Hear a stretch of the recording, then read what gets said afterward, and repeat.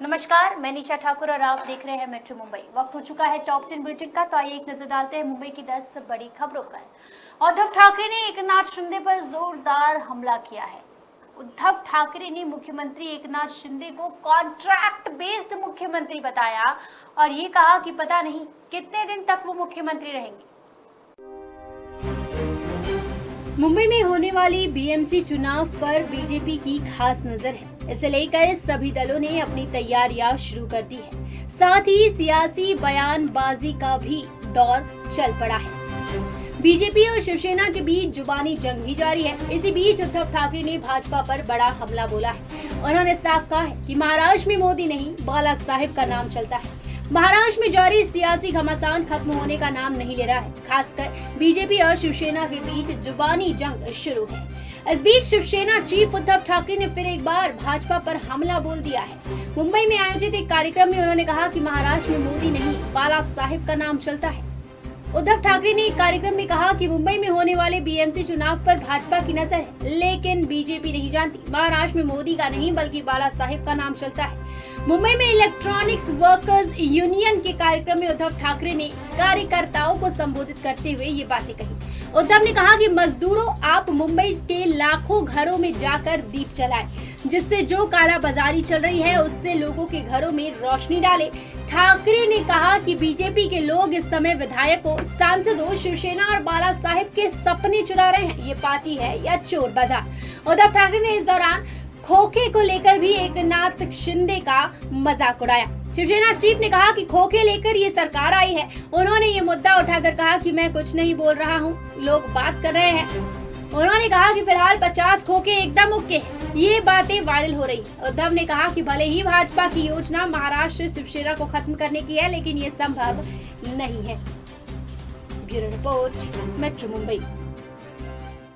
तो आज मानसून सत्र का आखिरी दिन था और आखिरी दिन मुख्यमंत्री एकनाथ शिंदे के तीखे तेवर देखने को मिले। कई बड़ी घोषणाएं भी उन्होंने की, जिनमें से मुंबई करों के लिए सबसे राहत भरी जो घोषणा थी वो ये थी कि अगले 1 साल तक प्रॉपर्टी टैक्स में कोई इजाफा नहीं किया जाएगा। मुंबई करों को राहत देते हुए मुख्यमंत्री एकनाथ शिंदे ने गुरुवार को विधानसभा में एक ऐलान किया कि बीएमसी ने मुंबई में अगले 1 साल तक प्रॉपर्टी टैक्स की बढ़ोतरी पर रोक लगा दी।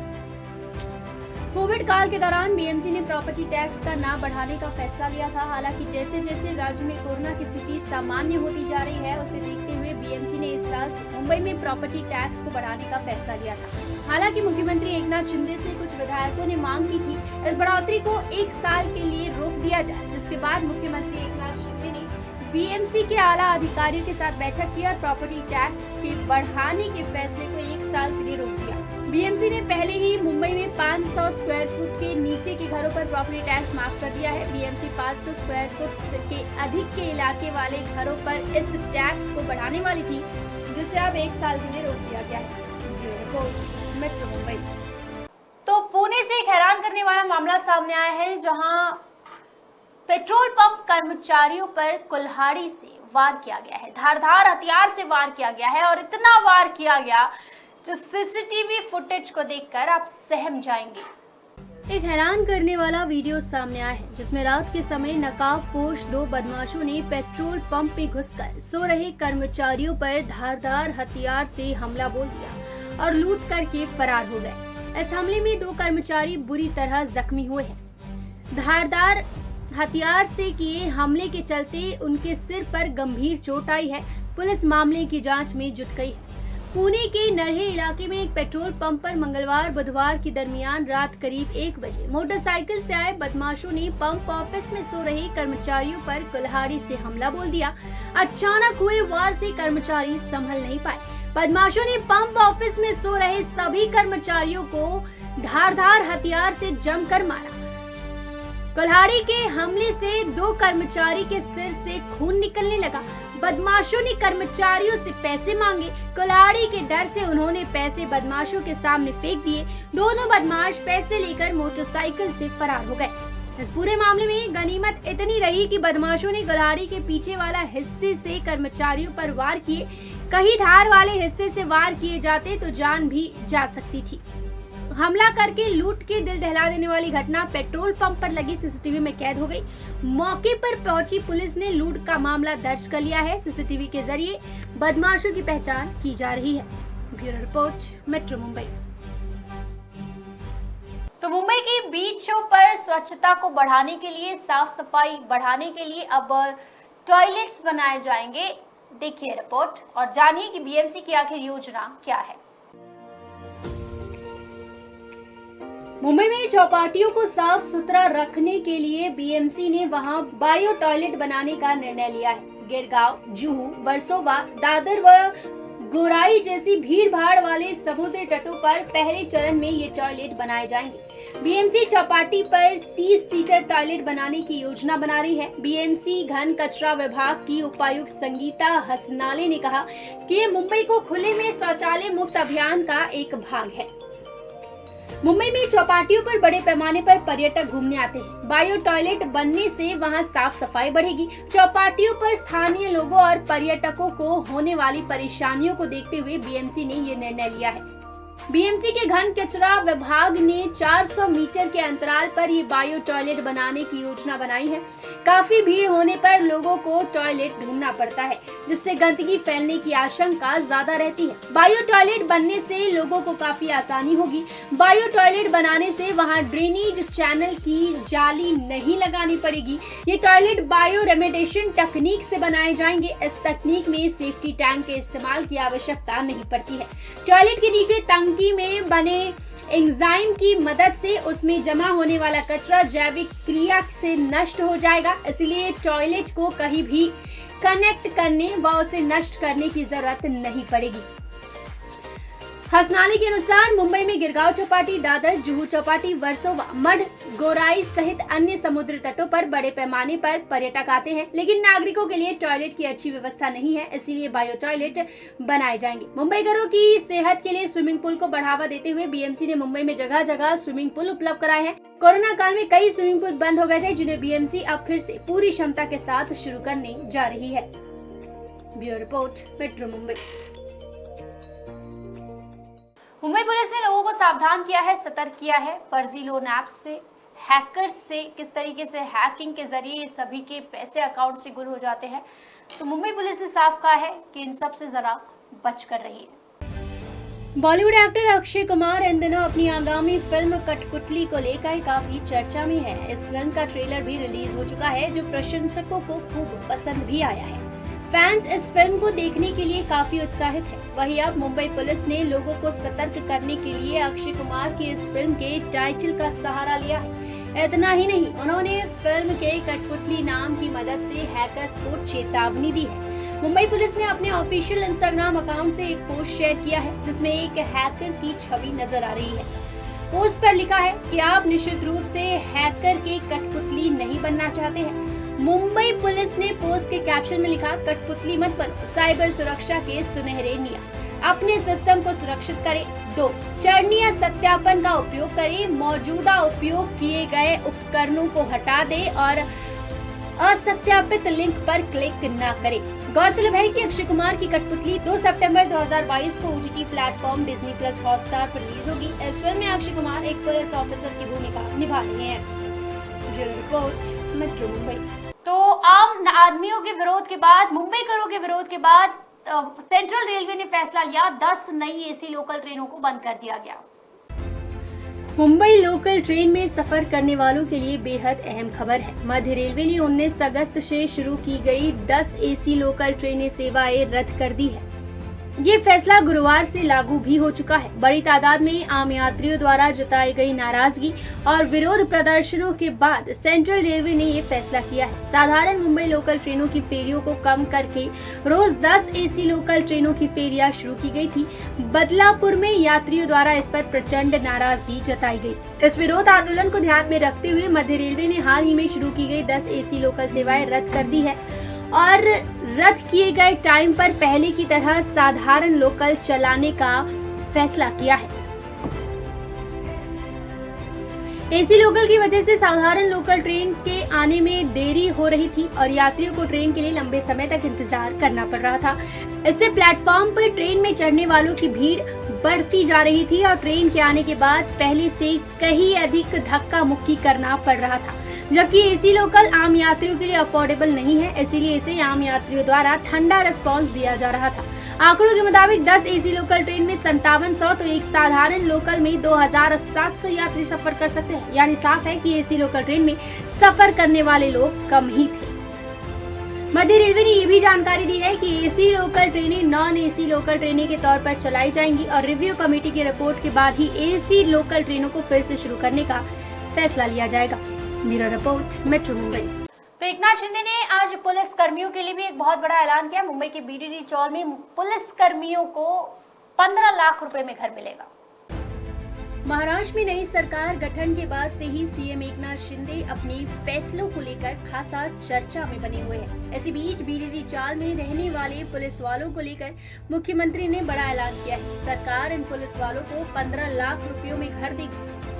ज्ञात हो कि पुलिस आवास का मामला पिछले कई वर्षों से लंबित है। साथ ही बीडीडी चौल में रहने वाले पुलिस कर्मियों के घर की हालत बेहद खराब है। इसी कड़ी में मुख्यमंत्री एकनाथ शिंदे ने बीडीडी चौल में रहने वाले पुलिस वालों को सस्ते मकान उपलब्ध कराने का फैसला किया है और इसकी घोषणा भी कर दी है। मुख्यमंत्री ने ऐलान किया कि बीडीडी चौल में रहने वाले पुलिस वालों को अब सिर्फ 15 लाख रुपए में घर दिया जाएगा। शिंदे ने राज्य विधानमंडल के मानसून सत्र में इसकी घोषणा की। उन्होंने कहा कि राज्य में पुलिस की संख्या 2,43,000 है, इसीलिए हमने बैठक की। इस बैठक में पुलिस को मकान देने के मुद्दे पर चर्चा की गई। इसके लिए हमने शॉर्ट टर्म, मिड टर्म और लॉन्ग टर्म नाम से 3 फेज बनाए हैं। उन्होंने कहा कि एमएमआरडीए, म्हाडा, एसआरए, सिडको, मुंबई नगर पालिका को साथ लेकर एक नीति तैयार की जाएगी। एकनाथ शिंदे ने कहा कि जिससे अगले 2 से 3 साल में सभी पुलिस कर्मियों को घर मिल सकता है। पुलिस कॉलोनियों की हालात बहुत खराब है। पुलिस कानून व्यवस्था बनाए रखने के लिए काम करती है, इसलिए उनके पास अच्छा घर होना चाहिए। मेट्रो मुंबई। तो मुंबई के रेलवे स्टेशन पर अब आपको इंटरनेट सेवा काफी ज्यादा अच्छी मिलेगी। रेलवे ने इसके लिए अब अपनी कमर कस ली है। चुनिंदा दूरसंचार कंपनियों द्वारा सेवा लेने वाले लाखों उपनगरीय रेल यात्री एक नई तकनीक के सौजन्य से अपने मोबाइल पर तेज इंटरनेट कनेक्टिविटी का आनंद ले सकते हैं। बता दें कि क्लाउड एक्सटेल टेक कंपनी ने पश्चिम रेलवे पर चर्चगेट और दादर के बीच 9 रेलवे स्टेशनों पर शेयर किया है। बता दें कि क्लाउड एक्सटेल टेक कंपनी ने पश्चिम रेलवे पर चर्चगेट और दादर के बीच 9 रेलवे स्टेशनों पर शेयर रेडियो एक्सेस नेटवर्क यानी रैन समाधान देने की योजना बनाई है। इसके लिए कंपनी ने रेलटेल के साथ एक पायलट प्रोजेक्ट शुरू किया है। कंपनी के फाउंडर और चीफ एग्जीक्यूटिव कुणाल बजाज ने कहा कि उन्होंने पहले ही मुंबई सेंट्रल रेलवे स्टेशनों पर डिवाइस लगा दिए हैं।